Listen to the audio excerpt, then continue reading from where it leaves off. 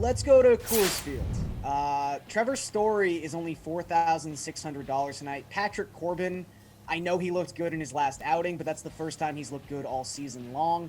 Patrick Corbin in the altitude should be a very, very worrisome thing for the Washington Nationals, and I think that there's a lot of bats in this Rockies lineup that can take advantage of this situation, specifically Story, who is only $4,600, is having a pretty bad season by his standards, has not been taking advantage of Coors Field like he has in the past. However, since the beginning of August, he's actually started to turn his season around against left-handed pitching.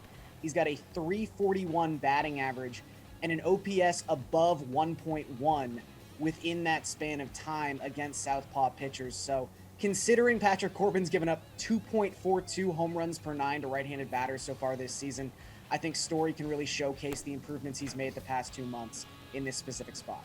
Nick, who's your favorite DFS hitter on tonight's 13-game slate?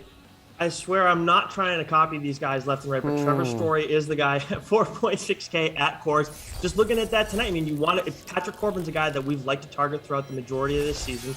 And then when you look at Trevor Story, he has limited career numbers against him, but he does have 2 home runs. And actually, the last time Trevor Story hit a home run was on September 18th, and that was off of Patrick Corbin, and it was not at Coors Field, so I feel like that's going to help him a little bit more. And he has a few other extra base hits, too, against Corbin throughout his limited career ABs. And Garion kind of highlighted already, he's much better against left-handed pitching this season. On the whole, with his improvements that he's made recently, he's raised that mark up to his OPS up to 932. So this is a guy who, when you're going up against Corbin, you got to find a way to get some exposure to that, and Story's the way I'm going to do it tonight.